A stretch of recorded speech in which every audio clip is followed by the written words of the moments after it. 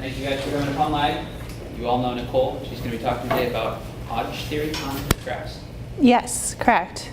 So disclosure before I start, I'm not an expert on this topic, but there's this cool paper. It's called Hodge Laplacians on Graphs, which is what I titled this talk, by Lim from 2015. And everything that I'm going to go through today is basically from this paper, and I don't have any like insights beyond the paper, but it's a really cool topic, and I'll try and present as much of it as I can in our time together today. And I think, like, if you were interested in doing research in this field, like, there's probably a lot of cool stuff that could be done. I'm not sure what it is yet. So if you have any ideas about it, you can talk to me afterwards, because I think it could be kind of cool. So we're going to kind of break this up into two pieces. There's going to be Hodge theory and then graph theory. And so we're going to start with Hodge theory.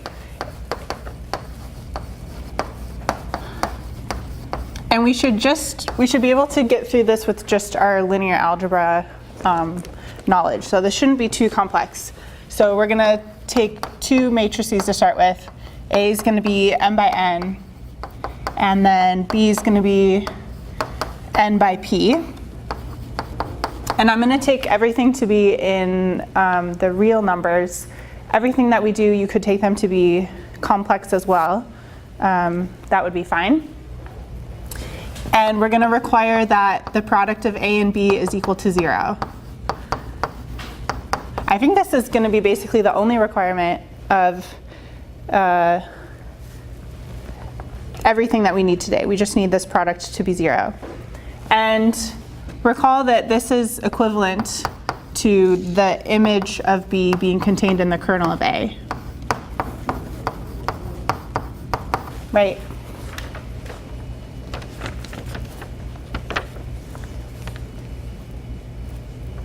Okay. And feel free to ask questions if you have any. Okay, so we're going to define the cohomology group.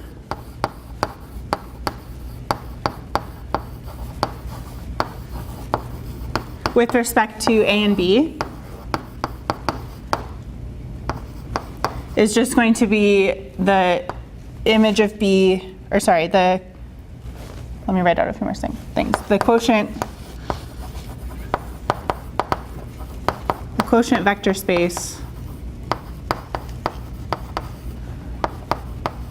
kernel of A mod the image of B. So that's just a vector space. And then elements of the cohomology group are called cohomology classes.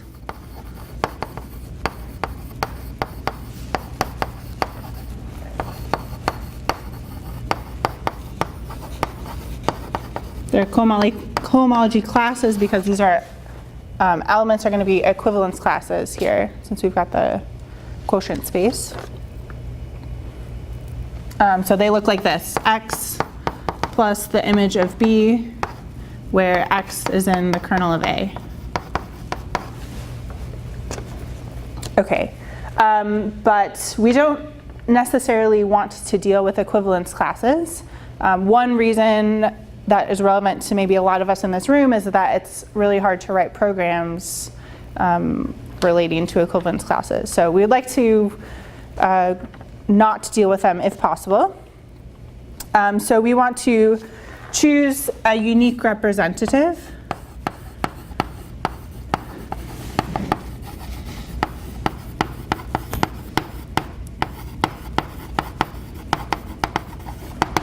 So to do that, we will pick,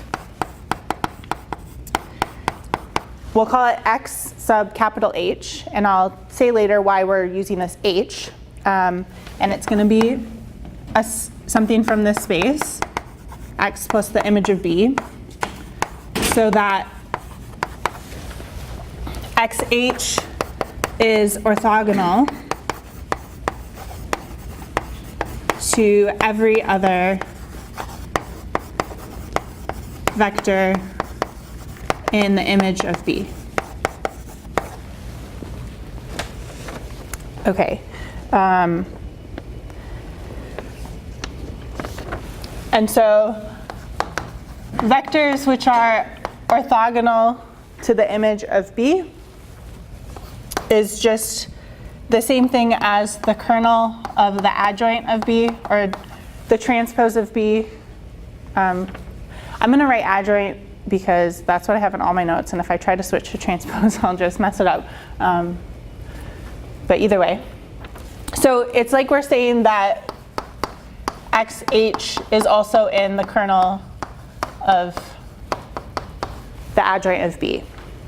Okay, so this gives a natural isomorphism between the cohomology class that, or the cohomology group that I already defined, kernel of A mod image of B, to the kernel of A intersect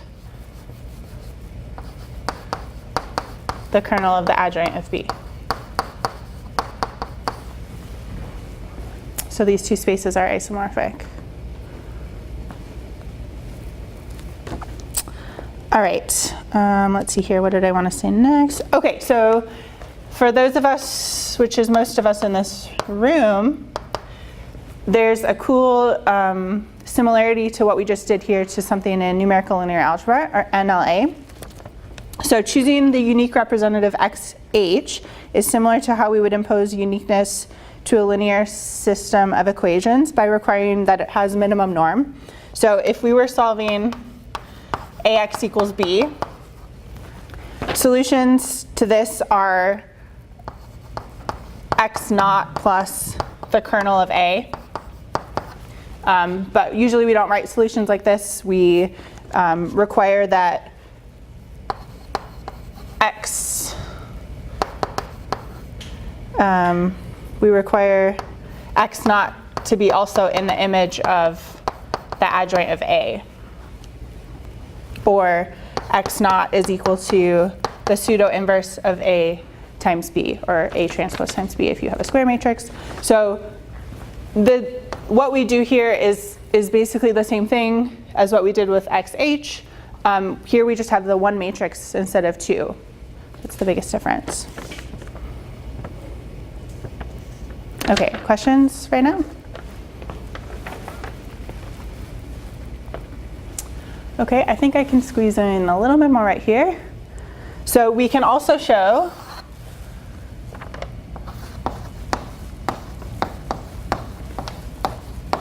that this space, the kernel of A, intersect the kernel of the adjoint of B, is isomorphic to this thing. I'll write it out first.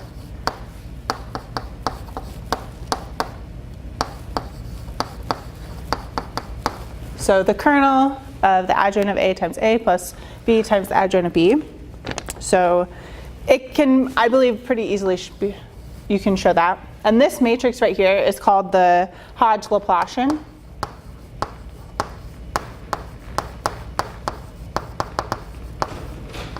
It's a matrix of dimension n by n.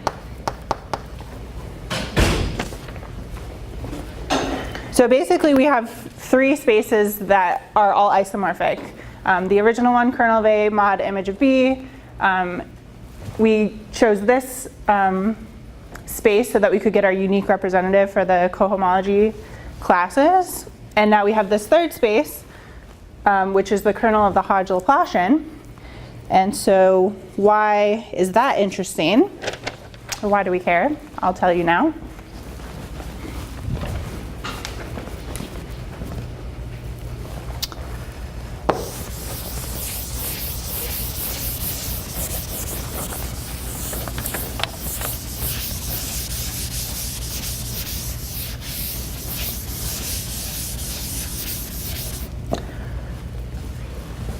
So XH is a solution to that matrix adjoint A plus X is equal to 0, since it's in the kernel. And this is called the Laplace equation.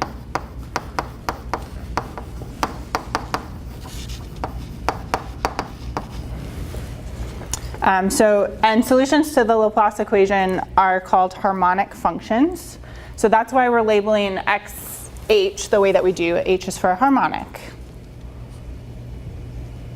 Okay, so we have a couple different ways of thinking of these elements. Questions? Okay.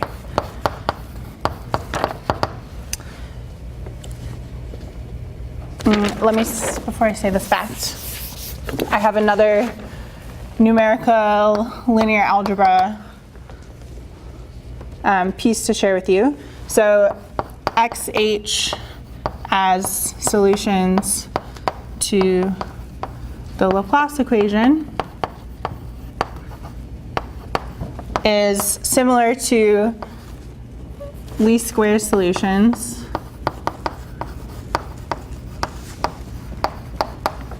if we're minimizing the norm of ax minus b as solutions to the normal equations. Adjoint a x equals adjoint a b. So hopefully, I mean, the first time I read this, it reminded me a lot of the normal equation. So hopefully you saw that too. So that's not, that's good if you saw that relationship.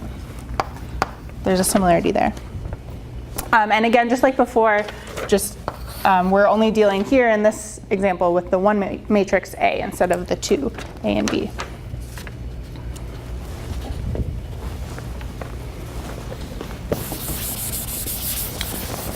Okay, so now we have the biggest thing that we need from all this Hodge theory. So if we have the one requirement that I said we needed, if A times B is equal to 0, then there exists a Hodge decomposition. Nicole, can I pause for 1 second? Sure. So when you said that there was a relationship between the least squares solution with the single matrix, yes, it looks like the normal equation. Is there a constructed matrix B such that that analogy is exact? Perhaps where B is dependent on A and the right-hand side even. So you're saying just taking B to be, Yeah, the big matrix B. I see. Yeah, well, Okay, that's a problem for everyone else in the audience. Construct matrix B such that's true. okay. Take home exercise. There should be a lot of them. All right, cool In enough. some sense, right, like B is this matrix, and you only have to get B transpose B times X equal to A star B. So, Yeah. Considering that A times B is equal to 0, right? what's that? The big A times big B is equal to 0. That's the constraint. Oh, is This- there another constraint on there? This is the only okay, sorry. constraint, So that yeah. one might not be equal to- Okay. or maybe. I honestly don't know. I don't know either. This paper that I'm using just tried at times to help relate to things that we might already understand in numerical linear algebra. Yeah. Okay, so if we have A times B is equal to 0, which is the thing I said in the beginning that we need, then there exists a Hodge decomposition. So we can write Rn as the image of the adjoint of A, direct sum the kernel of the Laplace, the Hodge Laplacian, direct sum the image of B.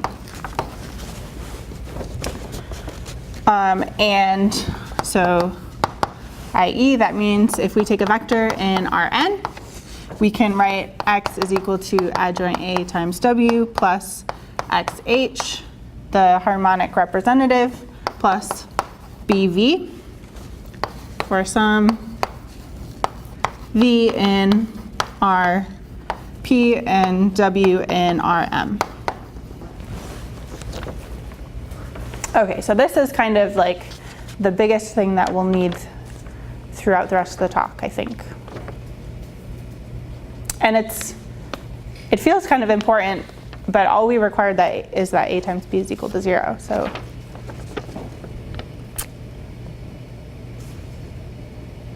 right. So that kind of concludes the portion on Hodge theory. Any questions before I move on to graph theory? I have a question. Mm-hmm.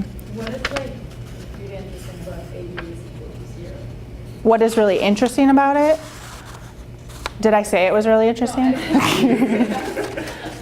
Okay. Like we know, like if you find the inverse, that's like. Yeah. Well, so I think one thing, the way that I started this talk in motivating was talking about how we have, this is equivalent to the image of A is contained in the kernel, or the image of B is contained in the kernel, right? Which led to these 3 different spaces that happen to all be isomorphic. So that's definitely going to be one like that's, I think, the driving force of why this is interesting.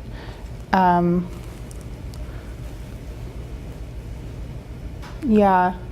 We'll also relate it to, in the realm of the graph theory, we'll see kind of the equivalent, we'll have an equivalent restraint in the realm of graph theory. So maybe that will also help.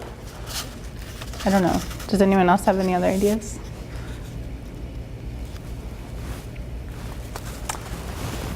Any other questions?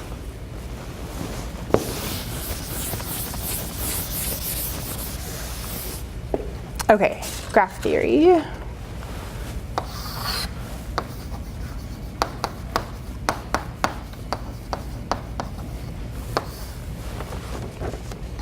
So we'll take G to be an undirected graph.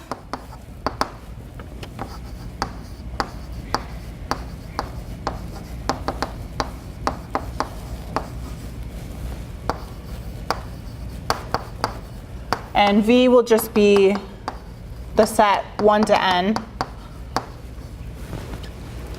E will be the edges in the graph. And then we also need to define the space T, which will be the set of triangles in the graph, just for convenience.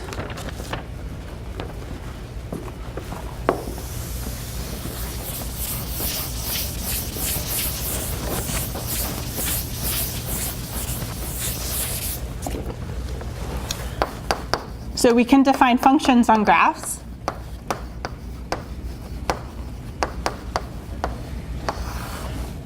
So let's define a function f,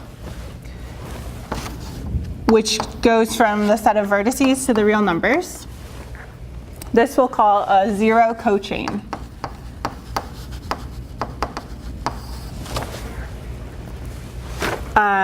We'll call x a function from v cross v to the real numbers with xij is equal to negative xji if ij is an edge, and otherwise xij is equal to 0.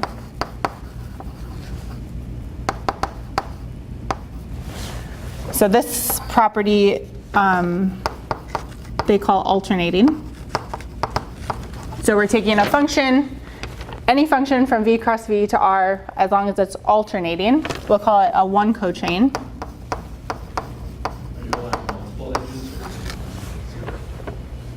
What's the question? Multiple edges or only single? Good question. So I guess you could define xij to be like 2, for example, and I think that would be like saying you have 2 edges between them. I think that's, so yeah, that's allowed. You can do that. And then, No, you can't have multiple edges, right? Because this is like you're looking at this in the space of functions.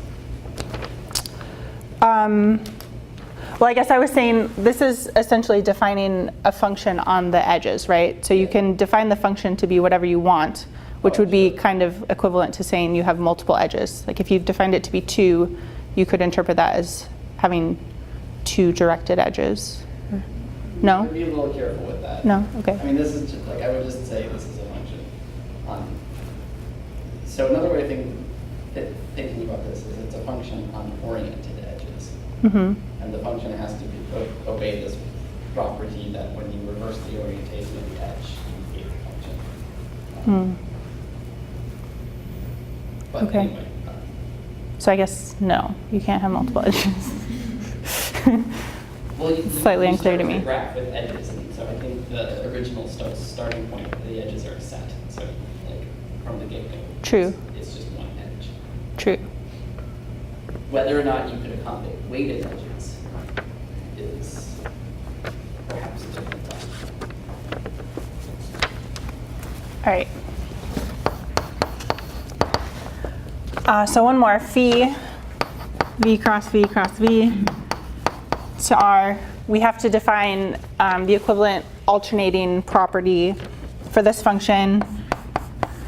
So ijk is equal to jki is equal to kij is equal to negative ikj negative jik kji. If this is a triangle, if ijk. All right, so this is the equivalent definition of alternating for this function. And if you're trying to figure out exactly how we decide which ones are negative, every time you switch two indices, you multiply by a negative. So in these 3, we should be switching 2 sets of indices, and these ones we're just switching 1. So these ones are negative. And then, so this one's going to be called a 2 cochain. And we could just like keep on going with this forever, but we'll stop there. That's all we need.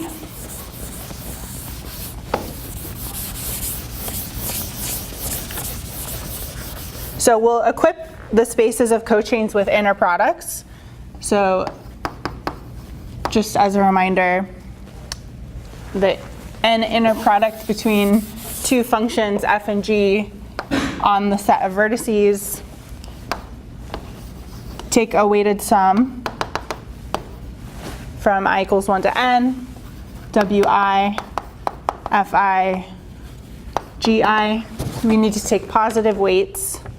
And if we took the weights to be 1, it's just the standard L2 inner product.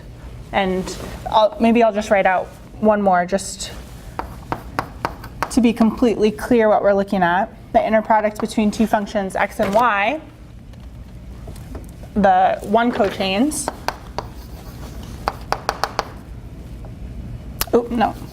So in this case, when I take the sum, I'll just take all indices I less than j. You could flip it, it wouldn't matter. But the point is we just want to count each edge once. So we'll define that to be wij, xij, yij. So we have the spaces of cochains, and then we have the inner products, which we can associate with. So if we group them together, we can define Hilbert spaces. And if you don't know what a Hilbert space is, it's just a word, don't worry. We're just taking a vector space with the inner product and grouping them together. So we're going to say L2 of V is the Hilbert space of 0 cochains. And then we can define, I'm going to move over here, L2 caret E So we put the caret to indicate that these functions are alternating. We don't have to put the caret on this function. We could, but it's redundant because the functions on the vertices are already alternating. So this one's for 1 cochains. Nicole, can I pause you for a second there? Sure. So in your definition of the inner product on the edges or the cochains, Mm-hmm. if you switched that and you summed over j is smaller than I instead, Mm-hmm. would you get the same thing?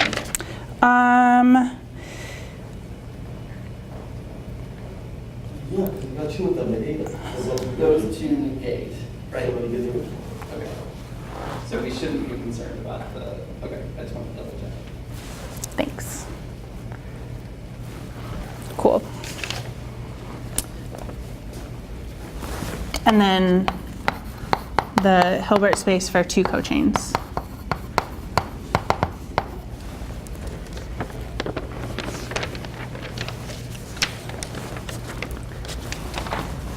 The triangle vector is a little bit more.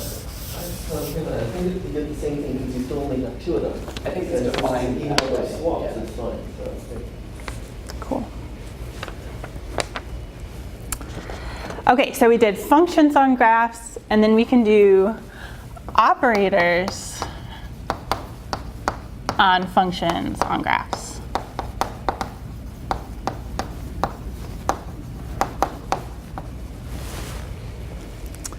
Okay, so the gradient of a function f,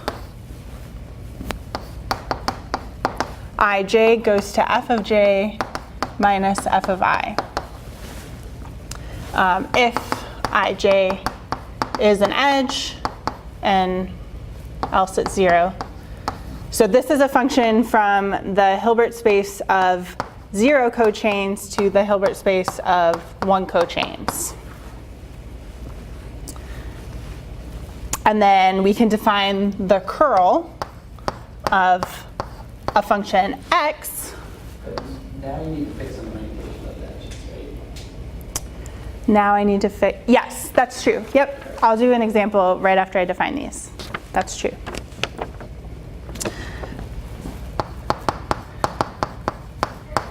So the curl will just be x I j plus x j k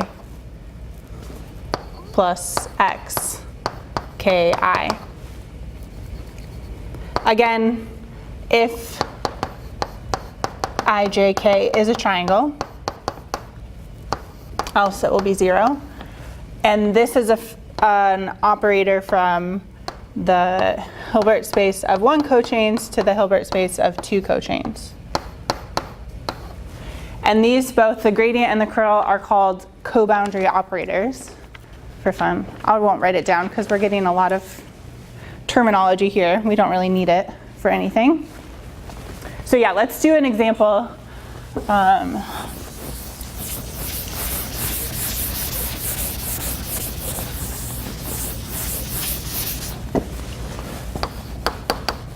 So say I have these 2 graphs. G1 has 3 nodes, 3 vertices. G2 has 4 vertices. I don't know why I drew these so small. Let's make it a little bigger.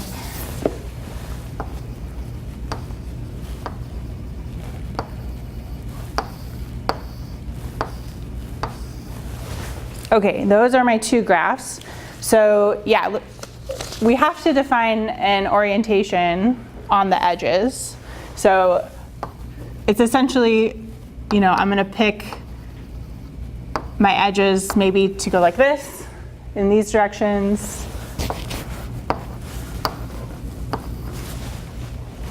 And we also have to define a value for each of the edges. So I believe what we're doing here is we're defining the function x on the edges. So, yes?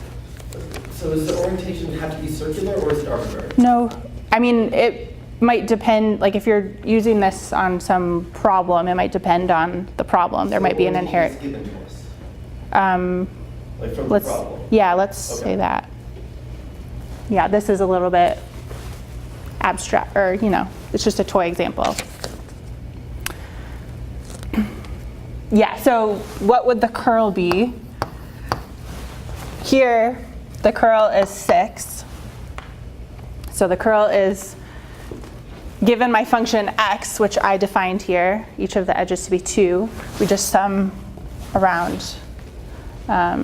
If I sum around in the order that I've drawn my edges, it's the curl of 6. And in this graph, does anyone know what the curl is? Huda, good job. The curl is 0. Bigger function, right? You're right. It's a bigger function that you have to define on. Yeah. But of this little piece, the curl is 0. I'm being lazy in my notation. But what, Yeah. so just, let's double check our equation here. So what's the kernel of like 1, 1, 2? So just call the top vertex 1 and the second. No. Leave that as a 2, but call the top vertex number 1. 1, 2, and then 3. So you just wrote down the kernel of 1, 2, 3. 6. So what's the kernel of 1, 1, 2? 1, 3, 2? No. 1, 1, 2. That's 0. That's not a triangle. Okay, good. So we define this to be 0 for everything that's not a triangle. Correct. Yes. So the curl of 1, 1, 2 is 0, because 1, 1, 2 is not a triangle. The curl of, if you want to call these 1, 2, 3, 4, the curl of any 3 of these nodes is 0, because there's no triangle. Okay. What if you flip the direction of So if you do like 1, 3, 2, the curl should be -6 then. Because each edge will have the negative value. Yeah, good question. Yes. Okay. The edge 2, 3 was flipped. None of the curves would be non-zero, right? Sorry, say that again? If the 2, 3 edge was flipped, Oh, like if this went that way? Yeah. you would have 0 curl everywhere.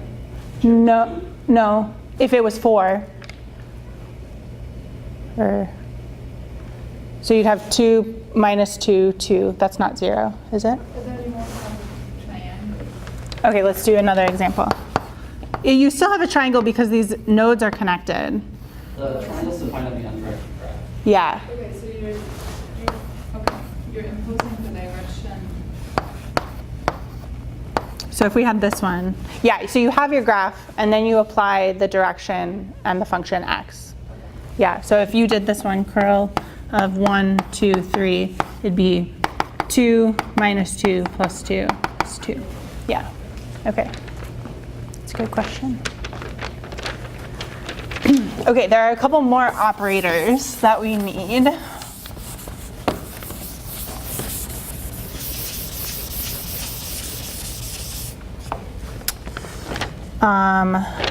So the divergence is defined on, I just erased, 1 cochains.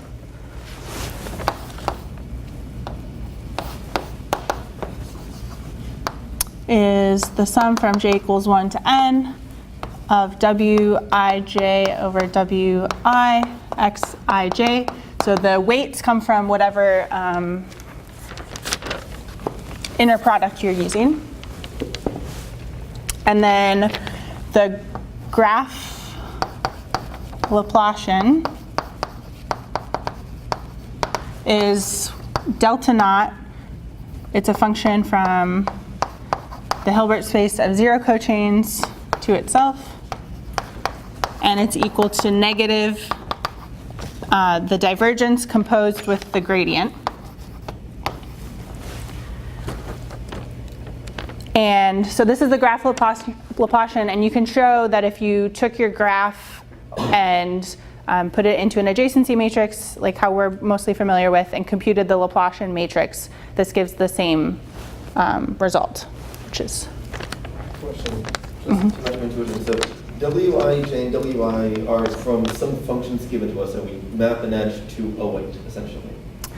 Where did the Wij and Wi? Remember, to make these Hilbert spaces, we had to associate an inner product on the functions. So the inner product definitions had weights. So we could take. Okay, so these are the which is the inner product. Yep, Okay, exactly. okay. You can think of them just as one. That's fine. That's the standard. Yeah, that's just where it comes from. Sounds good. Like if you did have a weighted graph, this would be a way. to True. Oh. Yeah. Mhm. potentially plug in these weights. So the Wij can depend on the graph itself. Yeah. Well, when you're you essentially have full freedom to set it Yeah. however So you this is one way we. Yeah. Cool. Okay, and then one more operator is the graph Helmholtzian.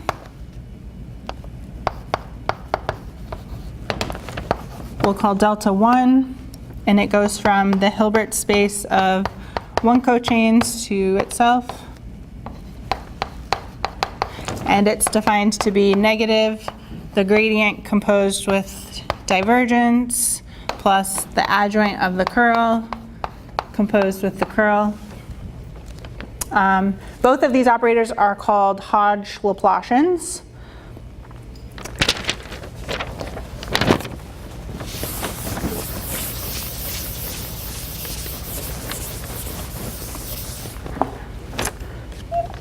And so there's a Hodge decomposition, which should ring a bell because we talked about the Hodge decomposition earlier, of delta 0 of the graph Laplacian. You can decompose the Hilbert space of 0 cochains into the kernel of delta 0, direct sum the image of the divergence, and for the graph Helmholtzian, we also have a Hodge decomposition. The Hilbert space of one cochains we can write as the image of the curl, the adjoint of the curl, direct sum the kernel of delta 1, direct sum the image of the gradient.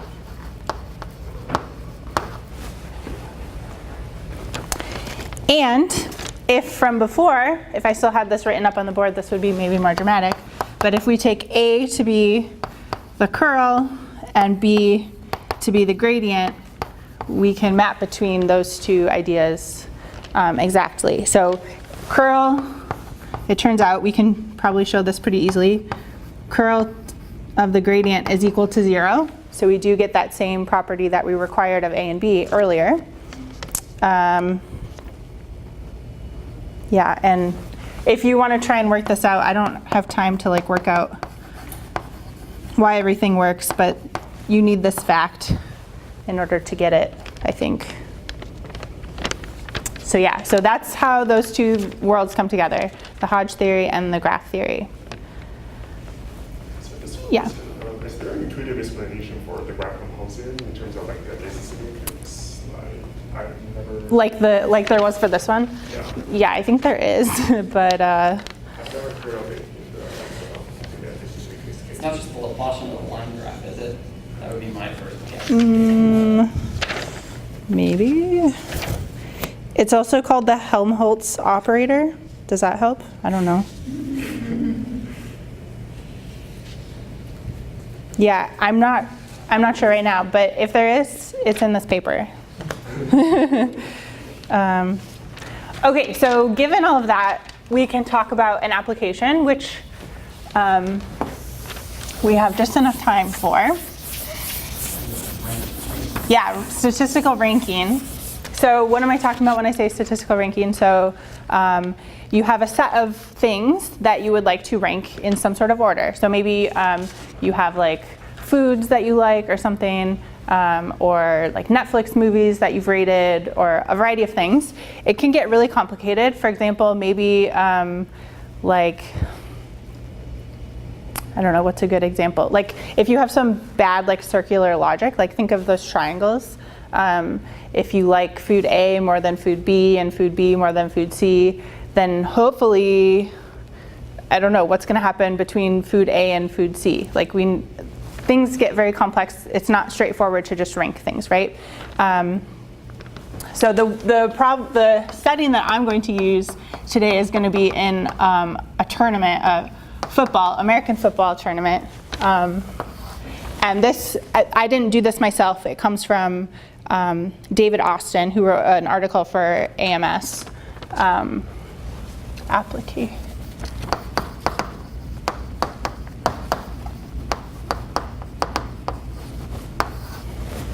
So we define V to be, they call a set of alternatives.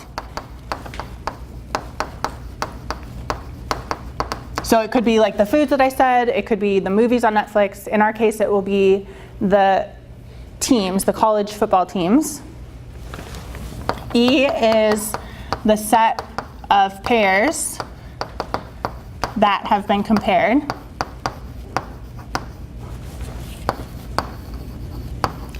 So, for example, there's however many college football teams, but not every team plays every other team. There's only a subset of games that are played. So we only have edges for the games that were actually played between two teams.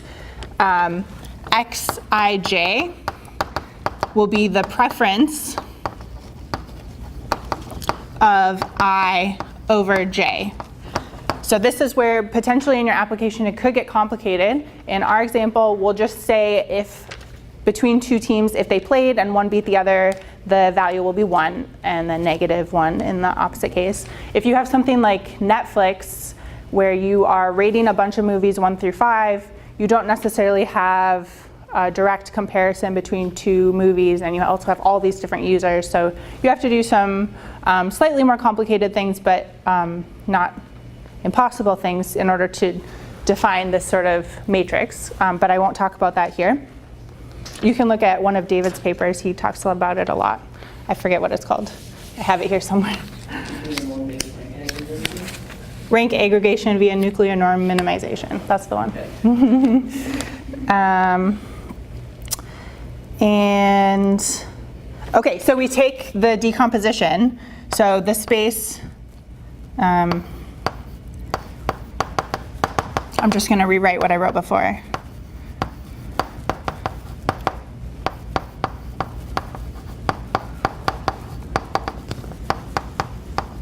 Hopefully this matches what I wrote down before.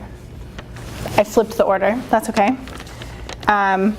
So x is the function in the space. X is an element. And we can write it as the gradient of a function f plus our harmonic representative plus the adjoint of the curl of some function phi. So that's what our decomposition gives us. And the way we think about this was the pairwise ranking. This piece tells us consistency. This piece tells us how globally inconsistent we are. Well, I don't really like that label anymore. That's okay. And this piece tells us local inconsistencies.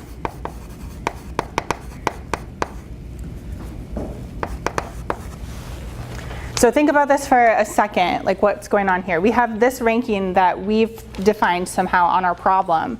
And if we do this decomposition, we get a function f. F is, remember how f was defined? It's like,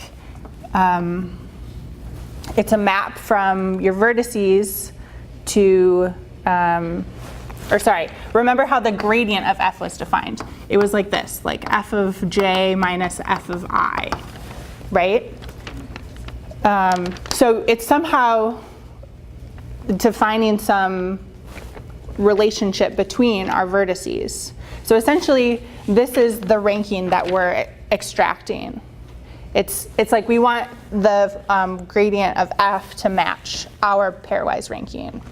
So as close as those two things are as possible, we're good. We have like a good ranking matched with what we think it should be. Nicole, does this mean if you have a consistent, like one team always, like if things are perfectly consistent, will you always be able to find some function f, or will everything else be 0? Good question. We can always find a function f. We know that because we can always do this. The fact was that if a times b is equal to 0, then we have the decomposition. Yeah, it's just a question of how good it is. Yeah, I'm not sure like when would you, the parameters of when you would expect it to be really good. So in this particular problem, so xh is in the kernel of delta 1. So this ranking does not admit any triangle inconsistencies. So just believe me on that for right now. But the problem is in our application that we're going to use right now, we do have triangle inconsistencies. Right, so if I have 3 teams that played each other, Team A, Team B, and Team C, maybe this team beat this one, and this team beat this one, and I mean, maybe even this team beat this one. It doesn't matter. You're never going to get a sum of 0 around that triangle, by the way of how we set up the problem. So these pieces aren't really going to necessarily match, and that's just something we have to keep in mind when we do this application. And then what do I want to say about this one? Local inconsistencies.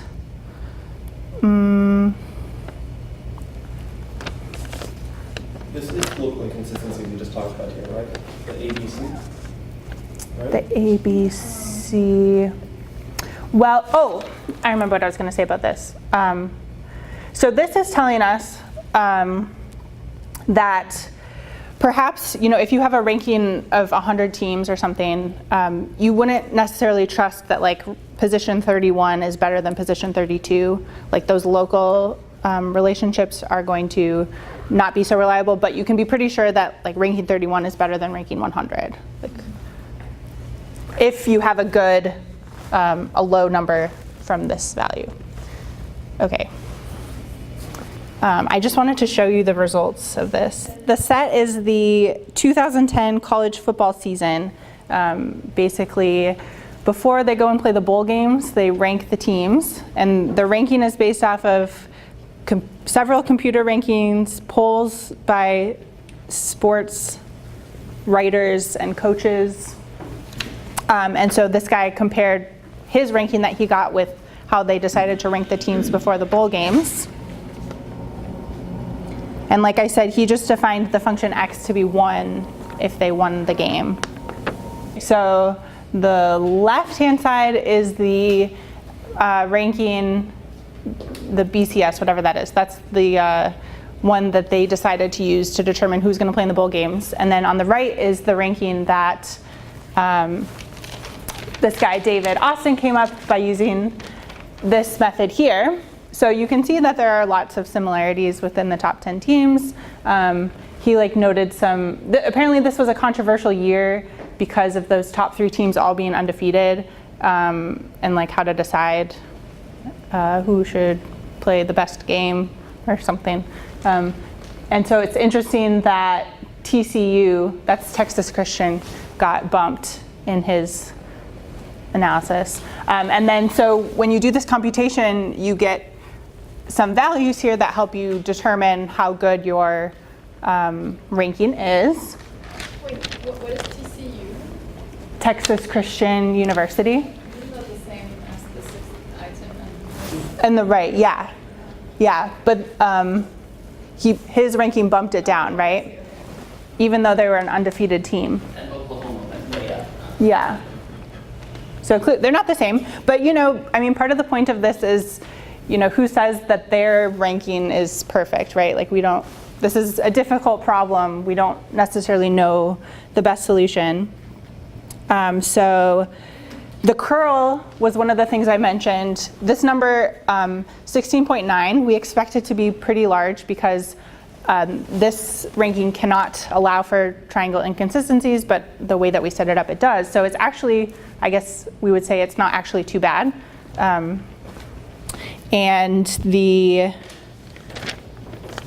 So I guess the gradient of F is the big one that tells us how good our ranking is. So 18.7.17, that's like somehow how we're going to estimate if this is a good ranking or not.